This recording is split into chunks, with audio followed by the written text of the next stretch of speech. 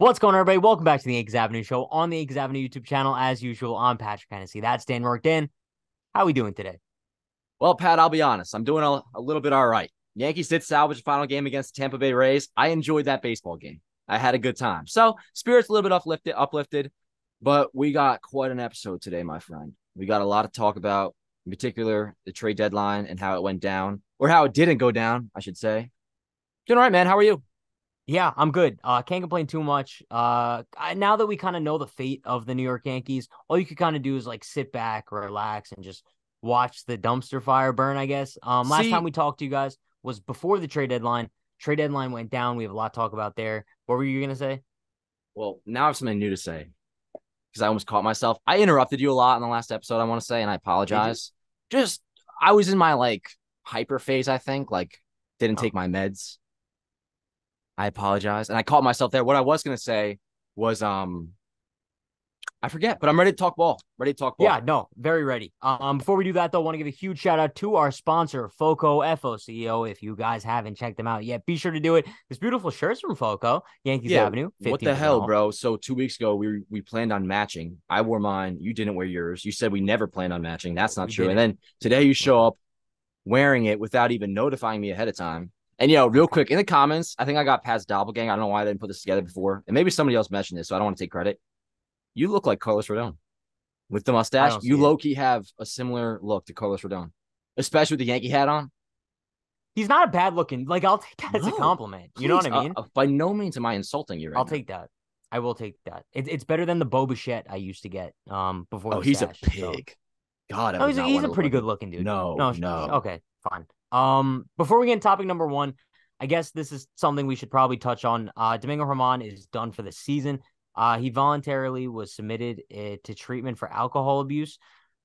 Obviously, like this is something you never want to hear. The Yankees went through this quite a while ago with CC.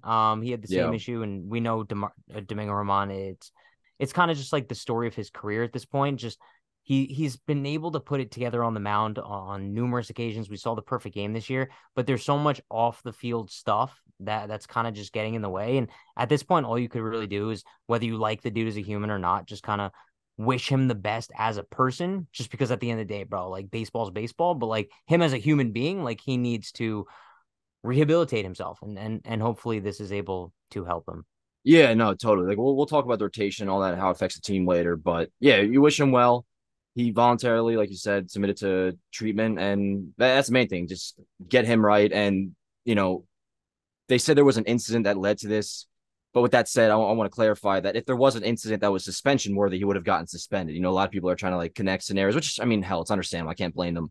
But not like anything bad necessarily went down in terms of something he'd be suspended for, any crazy shit like that. So he's just getting help, which is good. So Domingo Yeah, Herman, and wish you all the best. yeah, one thing I will say about this though is I find it very interesting, the whole armpit discomfort thing. That clearly wasn't the true story. I'm led to believe, unless that's what he told them, right? And then who knows? Well, But I think on the armpit thing, real quick, that doesn't bother me all that much. I actually think that story clicks. you The think it was the true? I know, not that I don't have an issue with it, but yeah, I believe what Boone is saying. There's really not much reason to lie, and two, my issue is more so with the fact that Domingo Herman's been dealing with this for a couple of days now, and it took until 5 o'clock before he was supposed to start to see Doctor Herman. And this is not the first time this has happened. I feel like where it's been questionable. The Yankees team doctor isn't always available upon instant, not even instant requests. I mean, this shit should have been handled well ahead of time, and it wasn't. So it's still a fuck up on the Yankees end. But as for the story, I believe it. Who really cares now? I mean, that's something separate.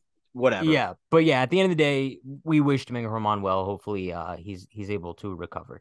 Yeah. But topic number one, Dan, let's talk about the trade deadline or lack thereof for the New York Yankees. They did make a couple big deals. They acquired two relievers, Keenan Middleton from the White Sox and Spencer Howard from the Rangers. Not a single offensive weapon, not a single starting pitcher. And not a single reliever of any use. Because let's be honest, I don't know Keenan Middleton. I don't know Spencer Howard. They might be good pitchers. The Yankees might work their magic and turn them into something. But the Yankees did not acquire anybody to help the team. They did not trade away anybody to maybe help their future, as the Mets did, per se. We'll talk about them a little bit later.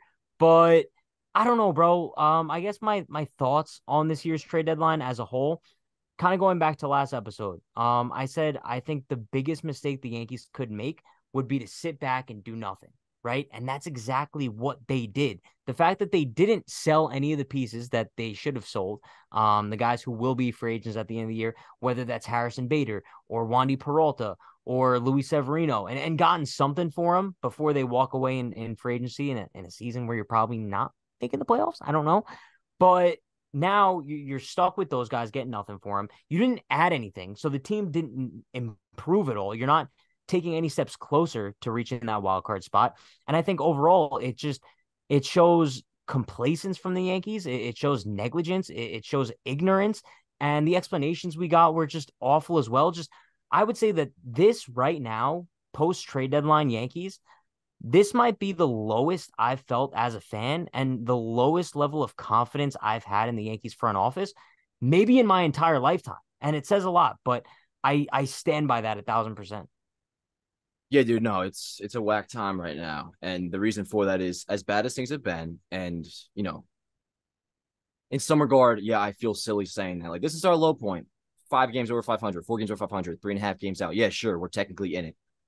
But what you can do for a fan base is give them a sense of direction on a day like yesterday, trade deadline. And we didn't get that. We didn't get any improvement on the current squad, and we got nothing to tell us what's to come in the future that things are going to get better. Brian Cashman, he says, we're in it to win it. We stayed the course because of that.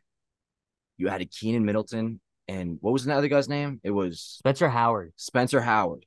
Buzzer beaters, though. That was nice. That was a real nice tease.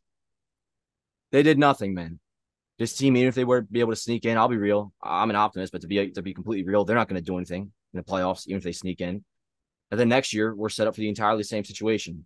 You'll have Anthony Rizzo, DJ LeMahieu on the corners. Giancarlo Stanton will be your DH, which, hey, shout out to him. Had a nice game tonight. 3-run homer, RBI single. Yeah. But, dude, nothing changed, and I'm with you. I always have a slight, glimmer of hope. It's like fading. Now, it doesn't make a difference because, as you all know, I'll be there no matter what. I'm going down with the ship, but I am at a low point. I am right there with you. It feels – I don't know where this team is going. I think we're just pathetically average, and they did nothing to improve the current situation or the future situation, and that's very disappointing. Yeah, and I think that's exactly the thing, and that's why I bring up the Mets, though, right? Because the Mets came into the season going all out, right? They spent all this money. They acquired Scherzer and Verlander, and they were able to realize that this team, this core that they built, wasn't going to be able to go all the way. They realized that in probably about 6 months. The Yankees have kind of been teetering on this line now for a couple of years, where it feels like they just have this refusal to revamp things at all. And because of that, I think going into next year and even 2025, I think the Mets are going to be better off than the Yankees because they kind of punted on the rest of this regular season, realizing that it just wasn't going to be the one. And I think the Yankees are going to suffer the consequences of that because now, what are you going into next season with, right? Like, you're not bringing back Bader. You'd be dumb to bring back Bader. Maybe you bring back Wandy, but you could have brought back Wandy even after trading him. So you just don't have any assets to show for it in the form of prospects. But I'm very disappointed, bro, because we came into the season needing a left fielder, and what did we say the whole time, right? There's always the trade deadline. Who knows who'll be available? Jock Peterson, Cody Bellinger. Like, the Yankees will have a left fielder by the time the postseason comes, and we are now on the second straight season where we don't have a left fielder. Who's our left fielder right now? IKF. I mean, shout out to IKF, right? Like, yeah. he's having a pretty good season since May. He's been awesome, but he's not an outfielder, right? He's not supposed to be your everyday left fielder. And I just don't know how things like this can keep getting away. Like, how can Brian Cashman keep getting away with things like this, not having positions on your team filled? It doesn't make sense, bro. That's like if I showed up to this show every other episode with no shirt on. Like, I know maybe some people would like that, maybe, but wouldn't you? We wore overalls once. We did we did do it. That's kind of having your shirt off. But like at one point, would you be like, yo, Pat, like maybe throw on a shirt? At what point does Hal Steinbrenner be like, yo, Cash, maybe get us an outfielder?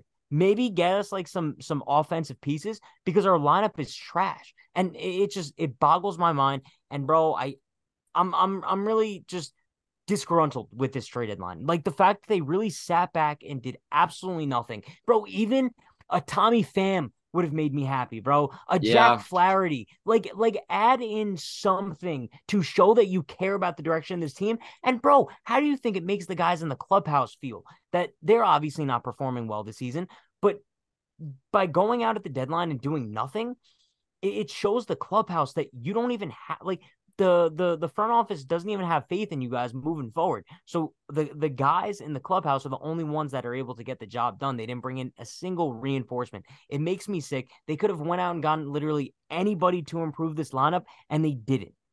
yeah. I mean, the problem for me goes way back. Like, I do acknowledge the fact that there wasn't in the end, come yesterday, Tuesday, the deadline, all that much available. But you kind of put yourself in that situation for where this would be a problem.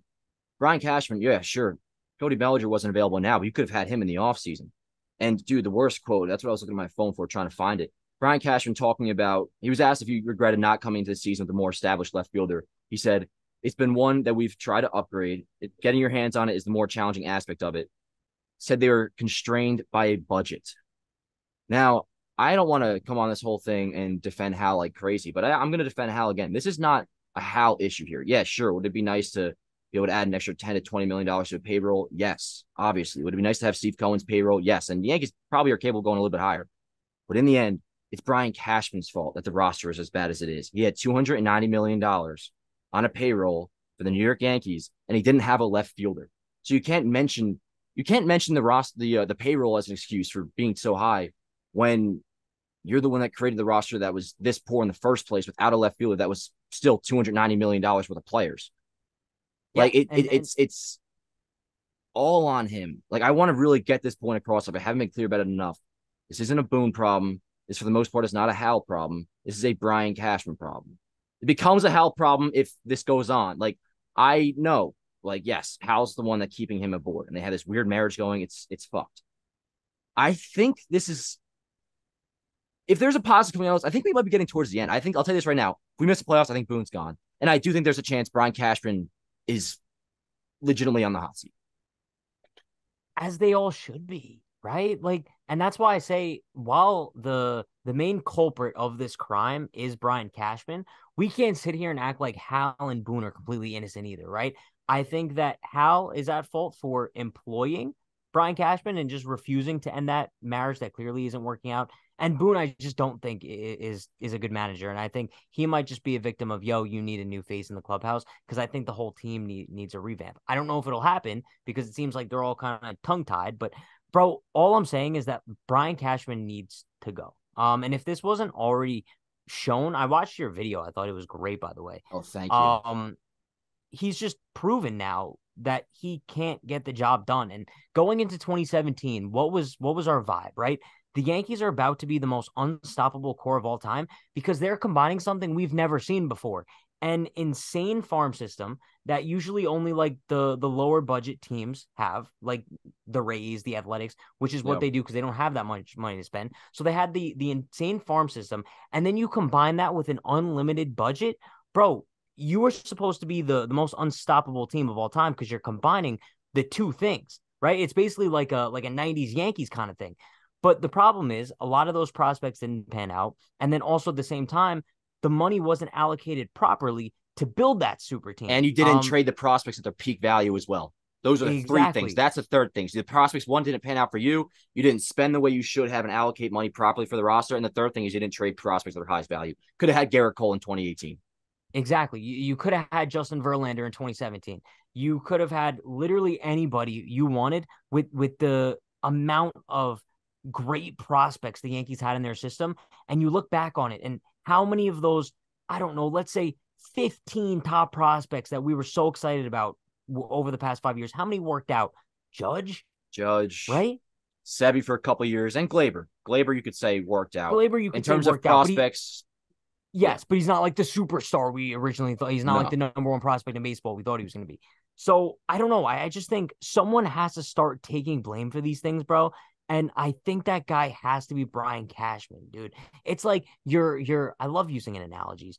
You're a manager at a supermarket, and the supermarket continues to lose money every single season, and nothing's being implemented to change your sales strategy, right? So you just keep plummeting downhill and you're not changing anything, but the manager stays, bro. The manager's got to go, and Brian Cashman, maybe I'm just ranting at this point. Maybe he's not the guy to blame, but I feel like Brian Cashman is the guy to blame, and he needs to go. No, it's at a ranting point. I hate getting to this level because it's so like I almost thought about taking down that video yesterday because I had this one comment. It bothers me so much that was like, what a standard take to have. And that irritates me to like incredibleness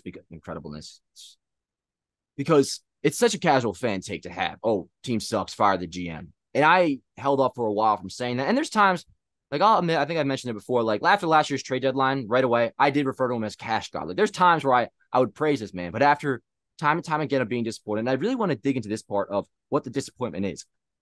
It's different than just even as recent as the ALCS, where Yankees 99 win team made it to the ALCS, got bounced, you bring Cashman back. That was a problem in its own right, and it was.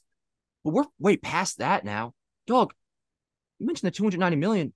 We're not talking about like, oh, we're not gonna make the World Series this year, or we're gonna get bounced by the Astros. Dog, we're in last place, 4 games over 500. We're gonna miss the playoffs. $290 million.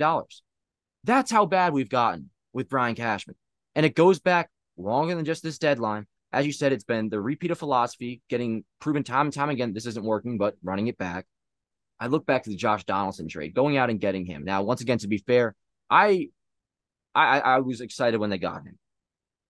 After all, he had an 850 OPS the year prior. But you took on $22 million in that deal, along with getting IKF, that was something you're interested as well, to dump Gary Sanchez when you could have just non-tendered him. There's deals that goes time and time back again that Brian Cashman that led up to this point. Joel Sherman had a great article, not about that in particular, but just what's led to this point, that it's not just a year of bad moves. It's a nonstop, every single year, little things that add up that Brian Cashman has done that puts us in this spot that we can't do in it. Because the Yankees were handcuffed this deadline. Like, I'm not going to deny it. They were. Like, there was nothing they really could do. Come Tuesday, there wasn't much to buy. And also, to be fair, selling wise, there really wasn't much. Like the Mets were much of a more clear position also with assets to sell off than we were, because our main really good assets are locked up long term, or like the short term rental guys.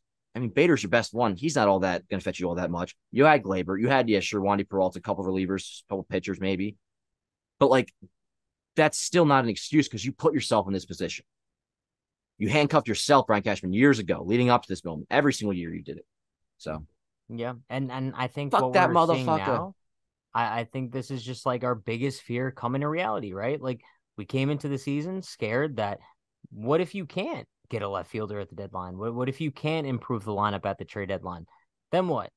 And I think that's what we're seeing now. But I think we can both say that we are extremely disappointed with what the Yankees didn't do at the deadline. I would have just liked to see something to show that they have some sort of plan in place for the future of this team, but it doesn't really feel like anything at this point. If you wanted to draw conclusions from what the Yankees didn't do at the trade deadline, the only conclusion you could come to is that they're confident in the guys that they have now, and they are prepared to run it back if necessary. And that's the only conclusion I can draw. But I'm ready to get into topic 2 now because I have a take on how to feel. Topic number 2, Dan. Let's look at the outlook. Let's look at our outlook for the remainder of the 2023 season. We talked about what the Yankees didn't do at the deadline, but I mean, by no means are they out of playoff contention. They're currently 3.5 games out of a wild card spot. Yep. They are, well, the division's kind of cooked. They're 10 games out of the division, but Yeah. they're 4 games over 500, 3.5 out of a wild card spot. Postseason isn't out of reach by any means, but what are your projections for the rest of the year? All right. Well, coming off like the pessimistic side of things, getting a little bit optimistic, I still will buy into the take that Anthony Rizzo and DJ Mayhew can't be this bad. I do believe, and Giancarlo Stanton too. Like we're not going to be this bad of a team. We'll be in contention, I think, till the very end, at the very minimum, within 3 games till the very last day of the season. So we'll have a team to watch. There's that. I think I may actually do a video on this, but we got to like what I'm thinking about is like what could make the Yankees season more exciting right now. And the first thing that comes to mind for me is, and Brian Cashman mentions this as a possibility. He was asked, is there any left fielders internally that you would consider calling up? and he mentioned Everson Pierre, who's quickly on the rise in the Yankees farm system. He's legit, man. He's 22 years old. He's an outfielder who, first of all, plays good defense. So you have that. That'd be nice, wouldn't it? Yeah. Dude can hit. So in 2023, so far this year, in Double A, had a 919 OPS in 65 games. It's 304 average, 364 on base, 555 slugging with 15 homers. Gets called up to Triple A, 19 games. OPS is up to 941. He's batting 329, slugging 573 with 5 homers in 19 games. This dude is legit, Pat. I say call him up. Call him up. Add a little spark to the team. Yeah, similar to what you did last year when we saw with Oswaldo Cabrera. We saw with Oswald Peraza. Do it this year with Everson Pierre. Shit. If you buy into this dude, which it sounds like they do, like he's really gaining a lot of steam, which is awesome. Yankees farm system is that his name, by the way? Everson Pierre. Piera? There's a possibility I'm mispronouncing. I've been calling him Pereira. Pereira? What have I been saying? Piera? Pereira. My mistake. I'll get it right by how many is so there? It's Everson Pereira. So it can't be Piera because there's 2 sets of R's. So it's wait, Pereira, so how did you say it? Pereira. Pereira. Or Pereira. I thought that was kind of what I was saying. My apologies, though. I'll be sure to get it right by the time it's in the big leagues. Is everything okay? Holy crap. I'm on Baseball Reference and a fucking ad just popped up. Blasted in my headphones. But I say call him up. Okay. A little bit of spark, and it's not like you're calling up some bum. Volpe played, 5 games at AAA? If that, did he play AAA at all? I mean, it just makes sense. I say add as much spark as possible. Everson Pereira, bring him up. Judges around. You hope the rest of the guys hit and see what you can do with this season. Are they going to win the World Series? No, probably not. However, weird shit has happened. So watch the rest of this year. And then when shit gets really interesting, Pat, is going to be the offseason. So I'm almost turning my brain off for the rest of this year because that's what the Yankees told me to do. They said we're contending, but they didn't do anything to help you contend. So I'll just be a monkey and watch with a mentality. Yankees, let's go win the ball game. And hell, that's kind of fun. I mean, shit, I'm not going to lie. That was literally me tonight. Wednesday night, I was like, oh. Just like that Saturday game in Baltimore. Today against the Rays, Wednesday game 3, the series finale. That was beautiful. Jaw-dropping, amazing. I had a great dinner to go with it. I had a couple Cokes. I had some ice cream. Yankees baseball. What was nice the 7-2. What did I have for dinner today? Oh, I had McDonald's. I had McDonald's for dinner. I'm back down to the when I'm at the shore, because I go to the beach a lot.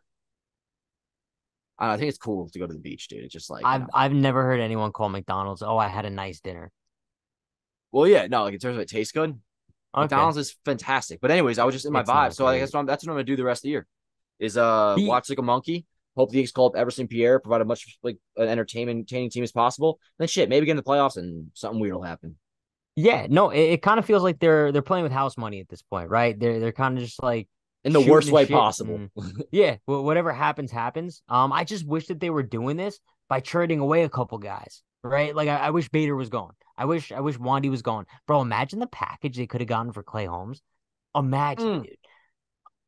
No, you wouldn't. I wouldn't want to trade Clay Holmes. Now, same with Glaber. If you got wowed with a package, yeah, sure. But remember, keep in mind, like, I want this fixed for 2024 because it will be. That will be what the Yankees do. They will never blow it up. They'll never tear anything up. So no matter what, they will go into opening day of next year saying, we're going to field a competitive team. This is what they will tell you. So they're going to try no matter what. So with that said, I want my all-star closer who's been fucking money. And same with Gleyber Torres. Not an all-star, by the way. Well, but what I'm saying once. About the remainder of the 2023 season, I'm looking at it, and I think we can all agree, watching this team, that there's a very, very, very slim chance that even if they do make the playoffs, that they win the World Series. And if this was the year they'd win the World Series, I'd be absolutely shocked. They just don't seem like that team. But like you said, weirder things have happened. But I think with those odds, call me crazy, and maybe my opinion would change once we get closer and the air starts getting more brisk outside. I wouldn't hate the Yankees missing the playoffs this year, just because I think that if they make it, you get bounced in the wild card round, you get bounced in the ALDS. I think it's the same exact thing that we've seen every other year. And I think that they would still view this season as somewhat of a success. They would look at all the obstacles that they crossed in order to get to the postseason. Cashman would still give himself a pat on the back, be like, yo, I knew we didn't need anything at the deadline. And I don't think we'd see any significant changes. I think if you're a Yankee fan praying for some sort of change, whether that's with the lineup or in the front office, Brian Cashman, or you want Aaron Boone gone, your best likelihood of seeing your no, I would say your only likelihood of seeing things like that happen would be if the Yankees miss the playoffs. You know, I disagree with that, but I will say after the trade deadline, I understand that thinking a little bit more. Now, my main issue with that is that I could never like go into like I could say that, but going to a game to watch could never bring myself to truly want that. Like, oh, I want the Yankees to lose. I Now, don't think anyone can, but I think it's more so like if it happens, it happens. I could, if there were a way to describe where I'm at as close as possible to your mentality, it might be that if it happens, it happens. Like, Which would you be I distraught if they accept. I've missed the kind of playoffs? almost accepted it already. Exactly. I don't think the Yankees are gonna. Maybe this is my first time saying it. I don't think the Yankees are gonna make the playoffs. It's Agreed. possible. It's more than possible, which is enough reason to watch. And once again, I had a blast watching. So I will go into this Astro series, which I'm pretty quite pumped for, and I'll be rooting my ass off for to win. I and I'm never like this. My expectations are just lowered, so I'm not. I don't think I'll be heartbroken by any means if they don't make it. Well, And that's then the thing, right? It's like, bro, the bar is so low at this point. Anything that they do is impressive to us, right? right, Like, bro, they're a dog doing which backflips. let me clarify. Like that's never something I'll ever do by design. I'll never lower my expectations in fear of like to make it so that it's a lighter of a blow. I think that's a fucking weak ass mentality to have. Same with not saying like not tweeting something because you're in fear of the repercussions or fear of it jinxing your team. Shit like that. It's Oh, whack. we Like know that it's not you, Dan. stupid. But that's just where I'm at. So I'm being honest when I say that. Like Okay, so my to low tie up expectations are this low. topic, here, if you had to pick right now, the Yankees are missing the playoffs this year, right? Yeah. I'd probably say that as of right now too. Yeah. Okay. Glad we're on the same page. Um, What are you looking at me for? no, because you were looking at me. Oh, I was just looking at you. You Oh, look good okay. today. God Thank damn. I you. like the Foco shirt. Mm. As do you. Thank you. Okay. Before we get into topic number 3, want to give a huge shout out to our sponsor, Yeah, FOCO. thank you. I just set you up for a perfect transition and you didn't really capitalize on No, that's fine. I didn't realize. it. Huge shout out to our sponsor, FOCO. Get this shirt, bro. Summer's almost winding down. It's kind of scary. We're in August. We got like a month left. But by the way, yo, most of September's pretty hot. So you could rock this shirt in September. Totally. Go buy it on the site. Link in the description, foco.com. That shirt probably gets better in September, honestly. Like if you wear that when it's Probably. 70 degrees. I mean, what's the coolest September really ever gets to? During the sun's out, it's always at least Yeah. 60 in September. And that's Yeah. perfect for that. I feel like that shirt. So Hell yeah, yeah, get bro. yourself one. Not in the boat, so I don't have my whole collection, but bobbleheads they got, wall art they got, other apparel they got, robes they got, shorts with the beautiful Yankee logo Christ on there they got. Still need one? Yeah, I need another pair. There's a big ass ketchup stain on my shorts. You know, Are you sure it's ketchup? either that or some sort of grease, probably some bacon Okay. grease. I don't know, but yeah, I do need another pair because they're nice as hell. I wear them out all the time. Foco, get yourself some. Any of the logo on it, Yankee logo, they probably have, or Jets logo, Giants logo, Bills logo. Get yourself something. Code Yankees Avenue, 15% off. Helps keep these lights on at night, Does. which It are really so does. bright today, by the way. Really blinding me. Like my face You feels don't hot perform well, because of huh? them. Do I'm you, do keeping you my cool under the lights. What you mean? No, yeah? I'm doing all Okay. right. Yeah. No, because usually when like the lights are bright, you kind of just like crumble into a ball. Says who? Where have you ever seen me where the lights are bright? Did you ever watch me in Little League during one of the primetime Wednesday night games? Where for all That's you know, I right. was No, hitting homers. Yeah, I was a tank because I was a big boy. yeah, no, you were a junior in JV, right? That is true. But Yep. junior on JV pitcher of the year. Bruh. Thank you.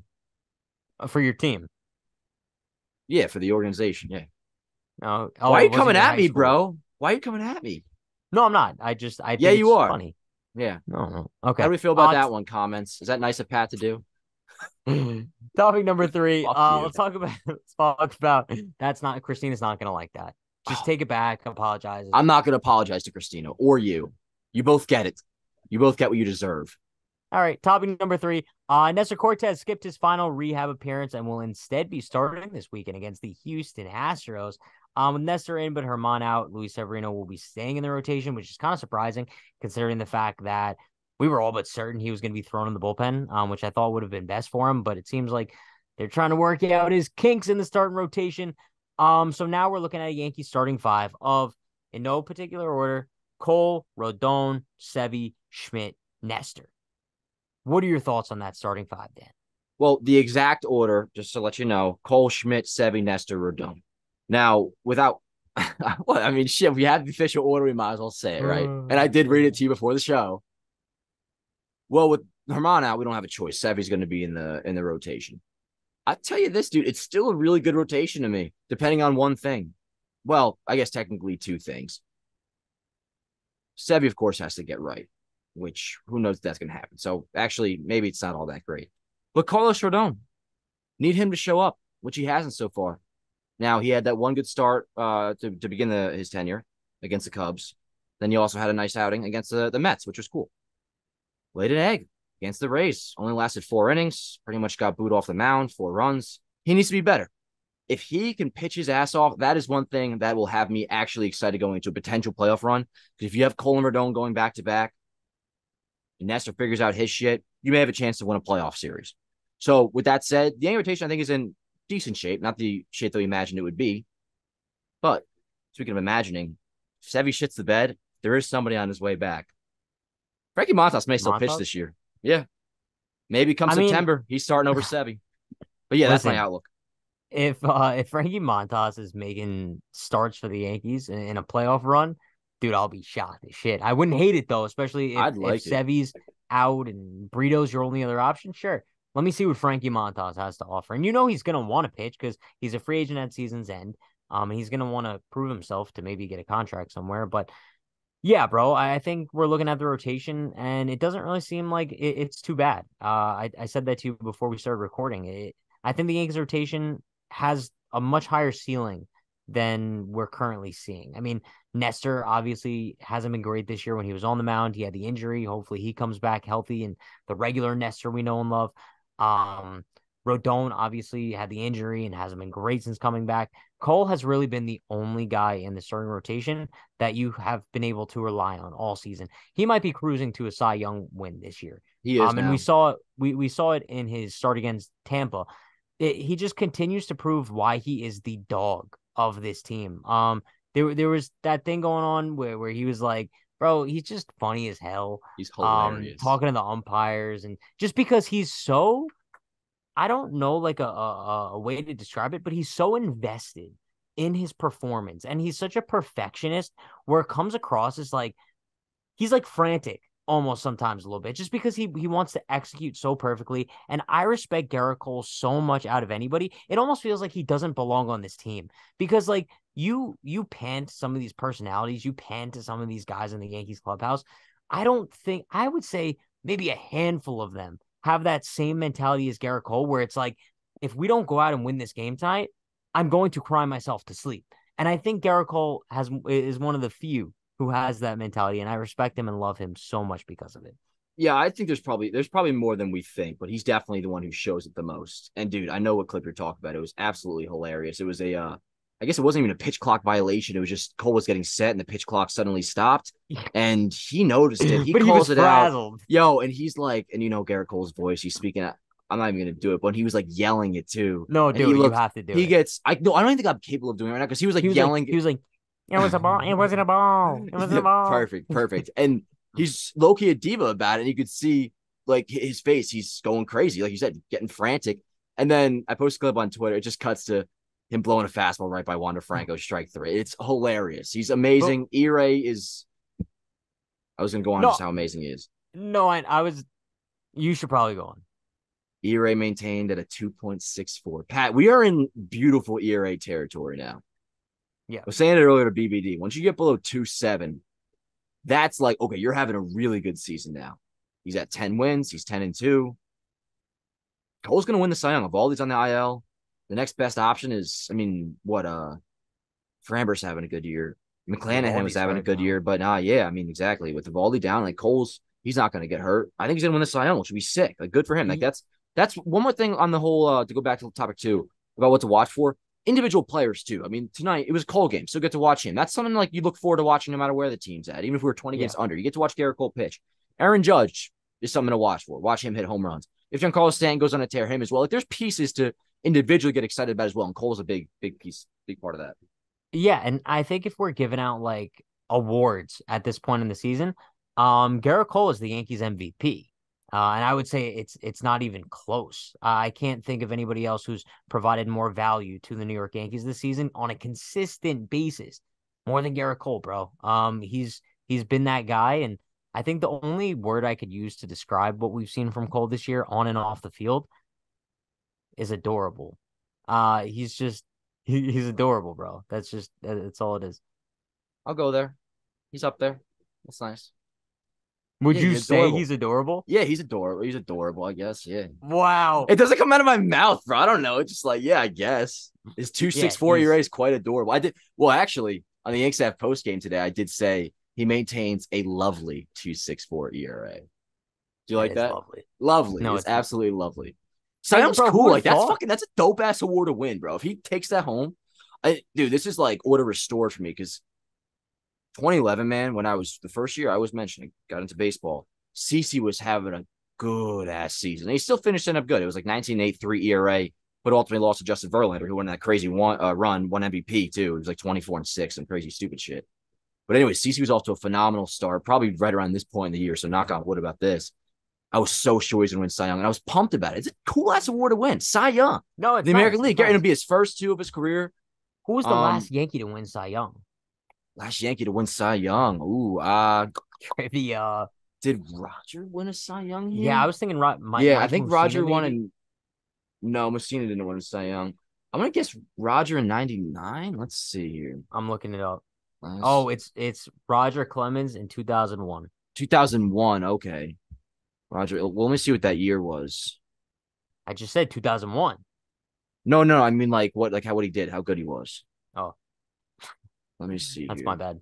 I'll own up. No, I mean I worded it weird. 20-3. Oh wow. So okay, understand steroid era, but a 3.51 ERA on you scale that to PEDs in the That's also modern. That's when wins probably mattered a lot. 20-3. Yeah, I mean I would check what his ERA plus is, but I'm not that great of a guy. Which what the hell, I'll do it. But yeah, that'd be sick, dude. I mean that's a long time now. That's over 20 years. Yeah, And yeah. Garrett Cole Shit. is gonna be. I mean, Roger Clemens, shout out to him. He's a cool ass dude, and he was a nice Yankee. But like Cole is definitely gonna go down as the more like beloved Yankee. Yeah, and dude, it's kind of weird because as early as I don't know, going into the postseason last year, a lot of fans doubted Garrett Cole. They were calling him a bust, a choke artist, like all these things. And now I think he's kind of cemented himself. And as he continues along this contract, I know we've said this about guys before, and it didn't really work out too well, but Garrett Cole could easily find himself in Monument Park. Even if the Yankees don't win a World Series, I think that by the end of his Yankees career, which he still has plenty of time left, he will be breaking all-time Yankees pitching records. We're already seeing him break single season pitching records left and right. But I think when his Yankees career is all said and done, he will have a very, very strong argument to be in Monument Park. Yeah, no, for sure. Got to get him a ring. And I mean, just Yeah. in terms of this argument, you just generally speaking, got to get him a ring. Same with 45 Judge. will be retired. Yeah. Just So I'm saying. looking at Clemens. So the runner up was Mark Mulder. He actually had 21 wins, 3.45 ERA. So more wins, lower Hmm. ERA, but about 60 less strikeouts. Clemens had 213. Mulder had 153. Every Cy Young candidate that year, dude, in the American League, all six of them Plus three. had over a 3 ERA. Just crazy. Steroid era, man. Steroids. You know? Yes, sir. But yeah, so let's get into topic number 4. Let's talk about another guy who I guess is not as beloved by the fan base this year, but has been in years past. Giancarlo Stanton, obviously not having that great of a year. He had the injury stuff, and when he's been on the field, he hasn't really been too consistent. But I don't know. It still feels like we get like that big homer from him every now and then. He had that 3-run home run last night. It was pretty fun. But Giancarlo Stanton, when the Yankees acquired him, it seemed like he was on pace to be one of the greatest hitters of our generation. That pace obviously slowed down a bunch, whether you want to blame that on just poor performance or injury stuff. Personally, I'll always hold Giancarlo Stanton in great graces just because of everything he's done for us in clutch moments and carrying us in the playoffs year after year. So I think in the grand scheme of things, though, you look at whether or not Stanton is still on pace to being like that generational hitter, Hall of Fame, you might want to consider. And I think that might have fizzled out a little bit. I think also at the same time, I want to say that I don't think he's completely washed as many people think he is. I still think that moving forward, there's still plenty of hope that he'll return to that 850 OPS guy where he's hitting 30 home runs a year. But I'm not sure if we're looking at Hall of Fame status just yet. Hopefully, in the coming years, he could prove me wrong, but I'm not too sure as of right now. Yeah, I don't think so. I mean, honestly, I've been thinking about it all day. I really have been. And you look at when he came over to the Yankees, 267 home runs with the Marlins in 8 seasons, 914 OPS. He gets to 300 home runs in that first year in 2018. He had 38 that year. The injuries are the first thing. I mean, 2019, he only plays 18 games. He was out like pretty much that entire year. 2020, 23, of course, COVID and all that. By this point, it was okay. Stanton needs a full season, and he had that in 21. 21 was a nice year. That was the most recent successful full season as a Yankee. 139 games, hit 35 home runs, 870 OPS, and even last year, where he was good in the first half, bad in the second half, only 110 games, still hit 31 home runs. If you were to average that pace and keep it up, you could still see him hitting maybe 500, maybe 600 home runs if he really went deep into a long 20-year career, maybe. But now, Yeah. dude, with the production falling off as much as it has, and I still, once again, hold out hope he could get to an 800 OPS, like at least next year, be an 800 OPS ish kind of hitter still. But man, he's 33 years old. He's slowing down. Right now, sits at 392 home runs, 884 OPS, career 262 hitter. If you go look at the career WAR, which is a common benchmark for a Hall of Fame player, it's right around 70. He's at 44.6. So I mean, he was pacing good for a while. Like with the Marlins, he was at 35 at age 29 coming to the Yankees. And since coming to the Yankees in 6 years, he's been worth 9 more. So very quickly, dude, I would say no.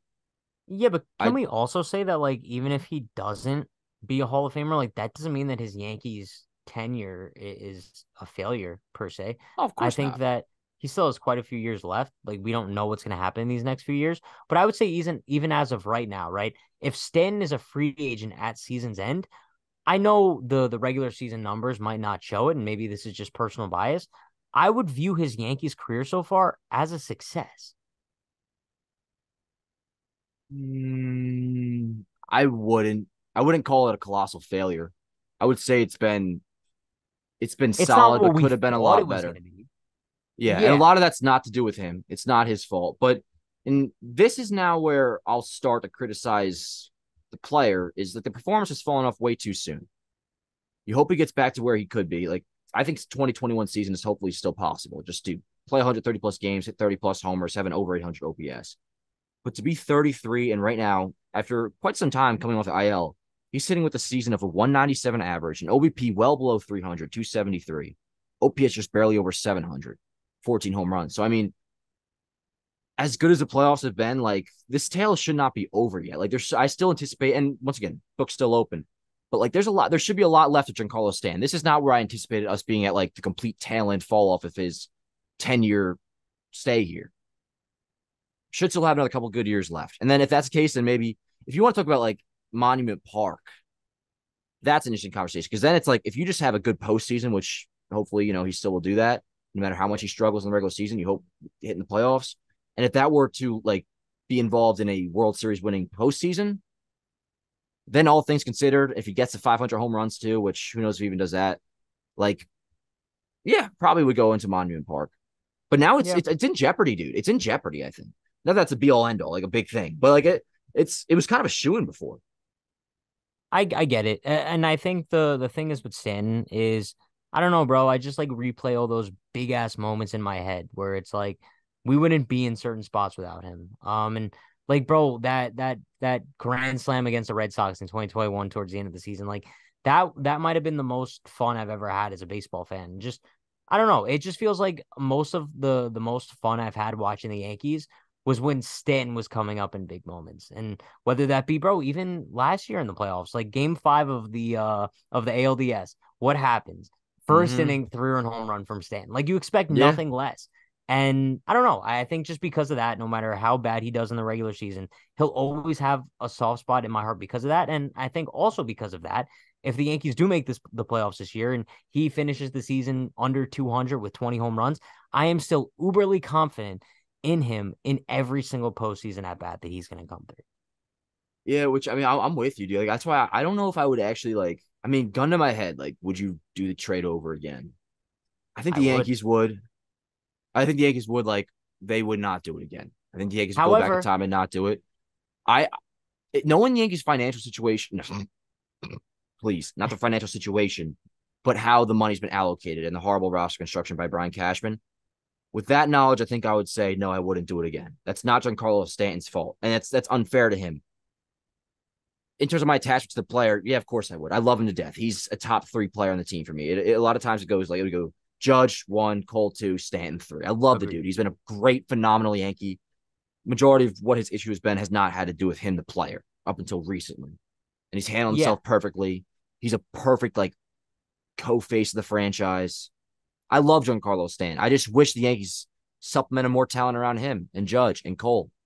Yeah. And I think as to answering the question as to whether or not I would do the trade again, I think I would say yes, I would, but no, because I didn't know at the time it was going to hold the Yankees back from getting a Bryce Harper, from Mm-hmm. getting a Manny Machado, because it shouldn't have, right? Like the fact that the Yankees didn't even pursue Bryce Harper makes me sick. But I think going back, if you had to pick, knowing that you wouldn't have gotten both, I would have picked Harper over Stanton, but we didn't know that at the time. But what are you gonna Yeah, do? no, I know.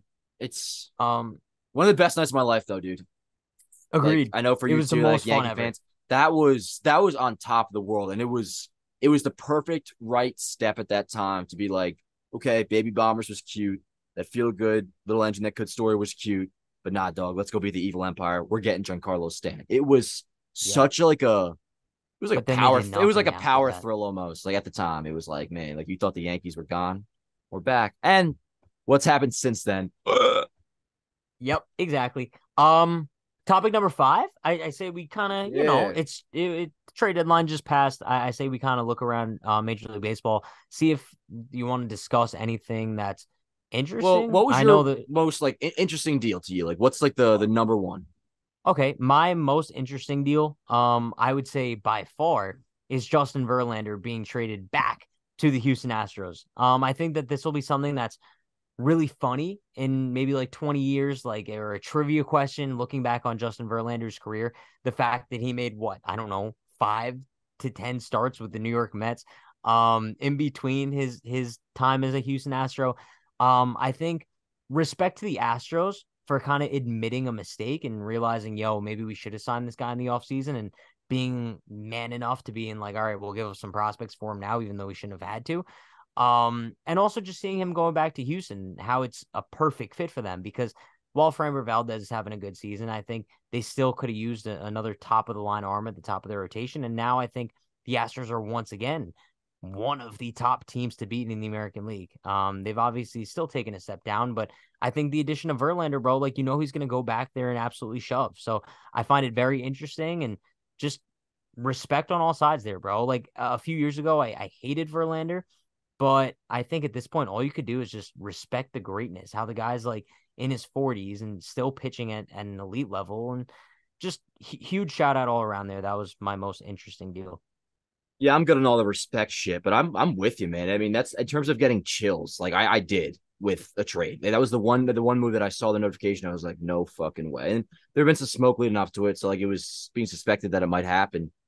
But I remember, shout out Feo. He called up on baseball today, and he suggested that it could happen. And I remember I thought about it. I was like, okay, that's obviously just going to go down. It was such an obvious move once you like hear it put when it's put in your head like Verlander could go back to the Astros. Oh, of course it's going to happen. I now think, and this is another like doomsday thing about the Yankees season, the American League is no longer that wide open. Because for Yeah. me, another very big interesting move is the Max Scherzer to the Rangers. Dude, like now they kind of have some pretty legit contenders, like the Rangers, the Astros. Now, The Angels got a lot better. yeah, but they don't. I don't think they're going to make the playoffs. The Whoa. Orioles are legit, but they didn't do much. The Rays got Aaron Savale. We'll see what happens with them. The Blue Jays got Jordan Hicks. But the American League overall suddenly got a lot better. We didn't. So it's another Yeah. shitty thing as a Yankee fan that like, okay, you're gonna say we're gonna contend. Everybody else gets better. We didn't really at all. But what were you saying?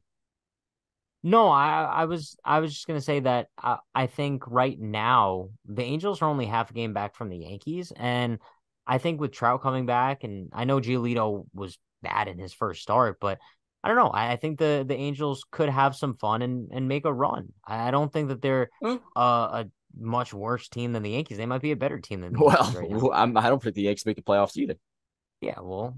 Okay. But But yeah, I'm no, just saying, I agree that the American League isn't as wide open as we thought it was. And bro, snap of a finger and the Astros are right back in the mix, bro. Like every single time you think the Astros are maybe having a down season, they're right back, bro. dude, we all So I knew it wouldn't, too. People would be yeah. foolish to think they weren't going to be like the top. They're going to be in the ALCS at least, and that'll be like their But I seventh straight mean, appearance. look at everything. And but this is also why, like, I know we differ so much on it, but at this point, how can you not respect the Houston Astros? Like, if you want to like not have respect for the 2017 Astros, fine. But we are 6 years removed from that at this point. And if you look at everything this team went through, I mean, Bregman's decline. They lost their star shortstop. Jeremy Pena hasn't been that great. They lost Springer. They lost Cole. And the fact that they're still consistently in the World Series every year, they won the World Series last year. I respect them, bro. I respect the greatness, consistent greatness. That is Pat, a wise man once said, nothing at all. if my opponent were drowning, I'd stick a hose in their mouth. And that's how I feel about the Houston Astros. I'm not going to say I respect them. I have no love for them whatsoever. I will acknowledge that they're a good team and they probably have the best chance to come out of the American League. Yeah, But but you don't think by not showing respect that comes across as, I don't know, a little bit like a sore, like, because the yeah, way I look at that's it, actually absolutely what it is. That's yeah, what it's it's a little bit of supposed to be. a I don't sore. have to, I don't want to come on this moral high ground and be like, oh, I have to respect. Like, fuck no. I'm a Yankees fan. I despise them. I want them to hate me. I want Red Sox fans to hate me. Like, no, I don't need to like, why would I have to respect the Houston Astros? I'm a fan. No, It's not you like don't it's that have deep. It's not to. like it's a, yeah. You don't have to, but what I'm saying is I don't know. I just come from a place of like, I respect the opponent. What? Why are you rolling your eyes? So I I was think not of it rolling your like this, eyes. I right? think it's actually a Bro, respectable take by you. I just don't align with it. me and you were in a boxing ring. You knock me out fucking cold, Well, you're my bro. boy. Of course I respect you. Okay, you knock me out cold. Bro, I get up and I'm kind of like, okay, damn. Like, what are we gonna do at this point? Like, I'm gonna be a sore loser and not acknowledge him? No, bro. I'll give you a little fist bump and be like, respect. Yeah, but that's so personal. That's like if it's legit me versus you, all right. But this is just Well, like it's Yankees versus I don't Astros. think morals are that important when it comes to being a fan. That's what Okay, I'm saying here. I guess we differ. I don't know. Of course we differ. That's what this disagreement's about. But yeah, That's what this show's about. Scherzer thing I thought was interesting. How he spoke out about what went down. And do you believe what I mean, I of course believe that the Mets told him that. Do you think they were just saying that to get him to win the trade? Because if not, it's The pretty fact crazy. that they kind of They kind of told him misinterpreted the team. 2026 I might be thought what they're looking at. 2025.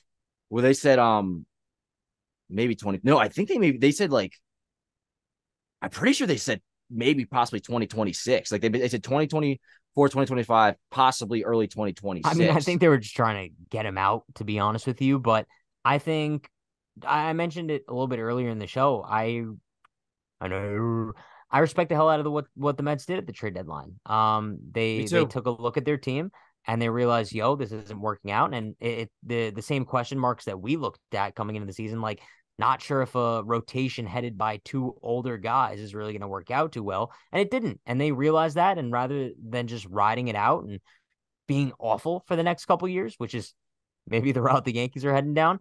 They fixed it, and maybe by 2024, maybe by early as next season, combining the prospects that they got with the in unlimited payroll that they have, they could be a very good team next year. So yeah, huge They got respect to nice the Mets for prospects. what they did. Yeah, That they got the Acuna's brother. That's cool. Acuna's brother's nice, dude. He really, really is. I'll say they give Yeah, up a lot of money, but if Steve Cohen's down to eat it, word up. I mean, that's why the Astros, that was a perfect move for them. I mean, yeah, they gave and up also prospects, but they're getting Verlander for pretty much like a 20 something mil a year. No yeah, brainer. yeah. And did you see? I'm not sure how accurate the report is, but apparently the Mets are going to be hearing offers on Pete Alonso in the offseason too.